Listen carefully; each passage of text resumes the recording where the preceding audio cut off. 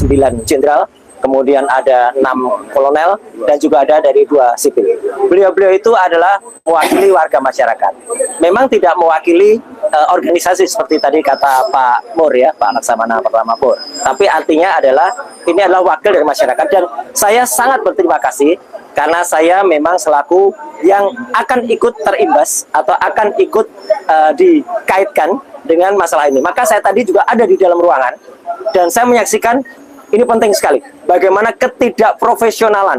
Baru namanya calon saja ya, dan ini sudah hari yang kedua itu tidak membawa surat kuasa. Itu baru namanya calon. Jadi akhirnya kita mengalah. Kita tadi mengalah loh selaku penggugat. Tergugat juga mengalah. Karena mengalah harus mundur ke hari Jumat besok tanggal 17 jam 10 pagi. Padahal harusnya kalau ini segera dimulai, segera jelaskan. Tapi ini baru namanya calon tergugat intervensi saja, tidak siap. Ya, tidak buat surat kuasa. Orang sudah siap duduk di ruang sidang kok nggak buat surat kuasa tuh.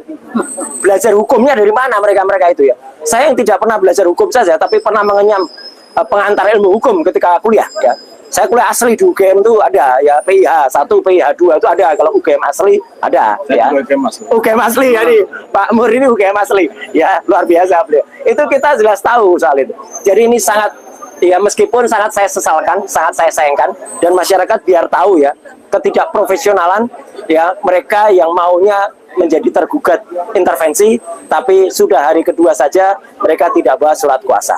Jadi itu yang komentar saya, tapi sekali lagi saya berterima kasih kepada bapak-bapak dari organisasi Forum Purnawirawan TNI, yang hari ini ada Pak Mur, ada Pak Narko, ada bapak-bapak yang lain ya, yang sudah meluangkan waktunya, melangkahkan kakinya, ya, sudi rela, ya, kemudian membantu warga masyarakat seperti saya, warga masyarakat biasa, yang tidak tepat dialokasikan pasal-pasal dari Polda Metro Jaya, yang itu yang menjadi tergugat, ya. Jadi di Reskrimum Polda Metro Jaya, CQ atas-atasnya, ya. Pasal-pasalnya tadi saya sampaikan oleh Pak Yaya, ya, yaitu ada pasal 310, 311 itu KUHP yang lama ya, yang sekarang sudah menjadi 433, 434 KUHP baru ya. Kemudian ada 27A itu di Undang-Undang ITE. Dulu Undang-Undang ITE kebetulan saya ikut yang membuat ya, jadi saya mengerti pasti pasal itu salah penerapannya. Undang-Undang ITE, ITE itu informasi dan transaksi elektronik. Itu gunanya untuk dokumen elektronik, bukan untuk dokumen fisik yang namanya ijazah. Ya, apalagi pasal 32, 35. 35 lebih fatal lagi. 35 itu kalau suatu berkas itu palsu, tapi kemudian seolah-olah dibuat asli. Jadi ada orang kirim bukti transfer palsu, tapi kemudian direkayasa menjadi asli. Itu pasal 35. Itu kami dulu yang membuat.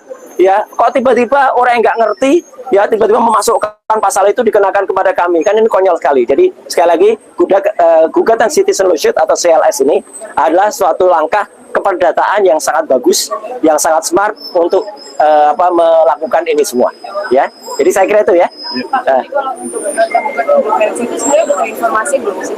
Loh, makanya itu kita kan, ya kita terus terang kaget juga ya ketika hari pertama kemarin tiba-tiba ada muncul ada yang namanya tergugat intervensi. Meskipun kawan-kawan saya, ya, yang menggugat, saya tadi juga salaman, tahu siapa diantaranya?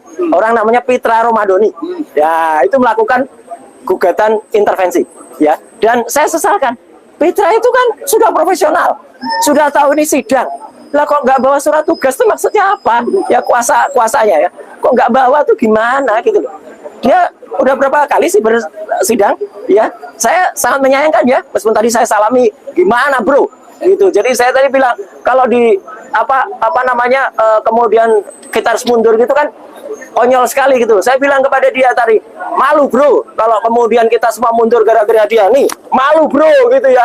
Itu malu dong gitu. Masa mau sidang nggak siap, ya malu dong gitu loh. Itu namanya tidak profesional, ya. Jadi saya sesalkan itu. Oke, ya. Bentar, ini kesempatan bagus.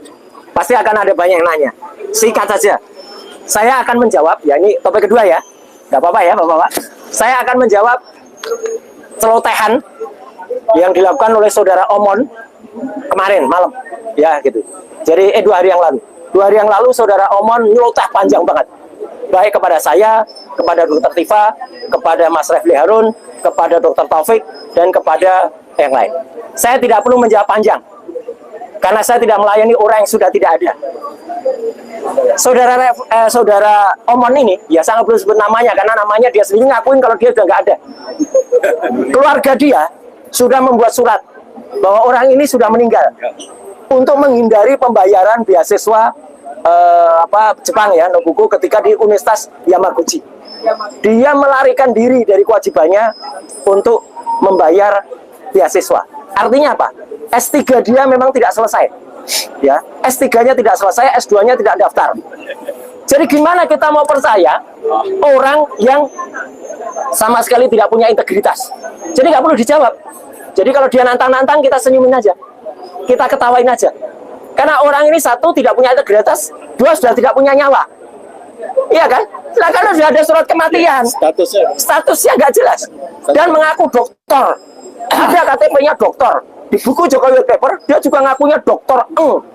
Dokter Eng dan Magister Eng itu gelar dari Jerman. Dokter jenazah, Pak.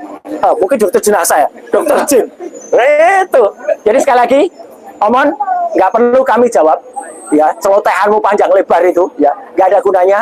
Karena secara duniawi, menurut surat bikinan keluargamu, kamu sudah tiada. Jadi nggak perlu dijawab. Ya, nggak perlu kami ini yang masih waras menjawab itu. Oke? Ya, ini satu lagi, mumpung ada waktunya karena banyak pertanyaan via Japri ke saya. Berikutnya, saya ingin menyampaikan penyesalan saya dan keprihatinan saya kepada channel ini, Coro TV ini. Ya, Coro TV ini membuat hoax yang luar biasa kepada Pak Haji Muhammad Yusuf Kalla.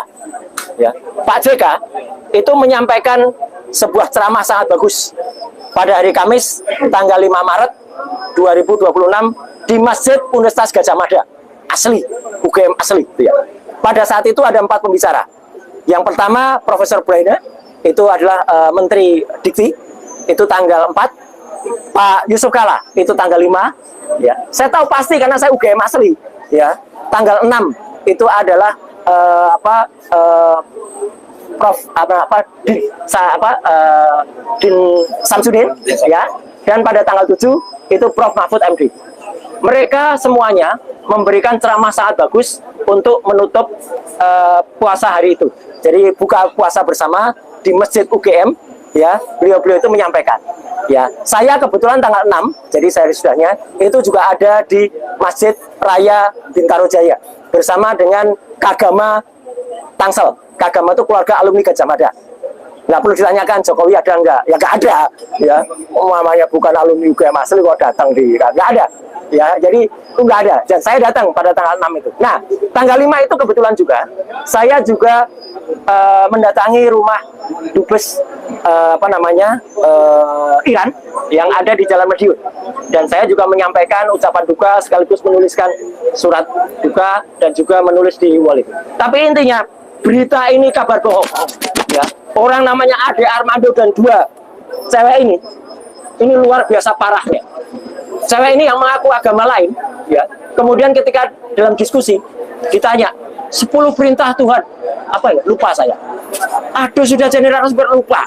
Ini beda tipis dengan tadi. Kuasa hukum yang nggak bawa intervensi, yang nggak bawa surat kuasa, itu parah ya. Jadi sekali lagi jangan percaya dengan hoax yang disampaikan oleh Coro TV. Ini hoax dan ini diglorifikasi, disebarkan oleh kelompok namanya Ceboker Nusantara. Ceboker Nusantara itu adalah kelompok di bawah Agri Fanani. Agri Fanani itu adalah orang namanya Thoyib Fanani. Nah ini Thoyib Fanani. Ini kelompok Ceboker Nusantara penyebar hoax nomor 1 di Indonesia. Dan sayangnya kemarin ulang tahun setahun ini di Solo dihadiri Jokowi. Jadi Jokowi mensetujui hoax ini. Thoyib Fanani, Agri Fanani ini lihat kanalnya, sejarahnya. Ini pornografi, kanalnya mesum semua. Isinya, waduh, saya nggak tega sebenarnya untuk menunjukkan, tapi daripada nanti teman-teman pengen penasaran isinya apa. Nah, isinya kayak gini nih. Ya, ngintip pramugari. Ini basah di celana. Ini kata-katanya, ya.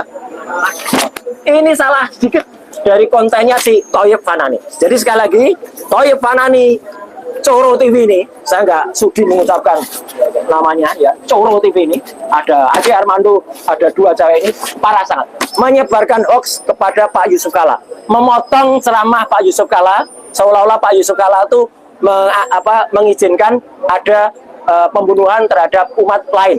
Ya, kalau umat lain meninggal tuh syahid. Padahal itu dipotong. Itu hanya contoh suatu peristiwa yang tidak boleh terjadi. Jadi Pak Yusuf Kalla, mohon Bapak sabar, maafkan saja orang-orang ini. Tapi kalau Bapak mau nuntut ya silakan. Ya gitu, karena ini fatal banget ini. Ya gitu. Tapi yang jelas masyarakat harus tahu bahwa ini adalah hoax yang disebarkan oleh Coro TV. Ya, itu ya. Sekian, terima kasih. Wassalamualaikum warahmatullahi wabarakatuh. Tambahan dikit Ya, tambahan dikit. terkait dengan CLS tadi, Ya. mungkin dari rekan-rekan bertanya.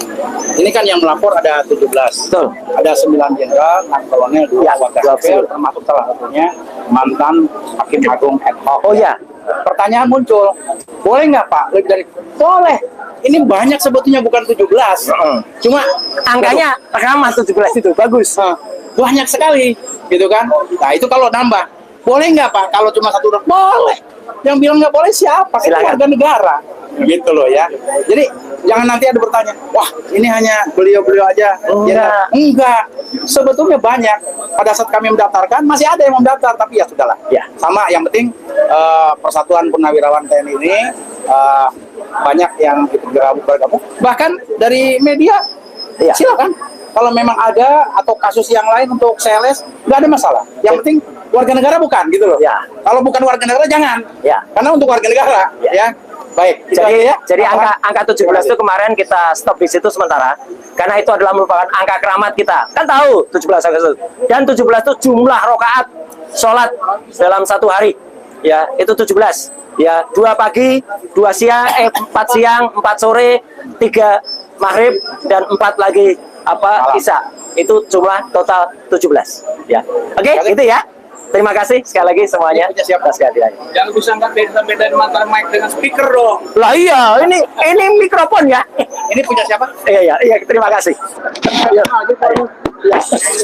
Ya memang harus diledek.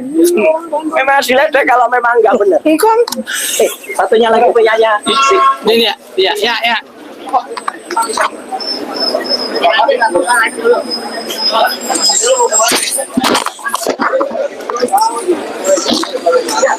Saya masuk umur tuh.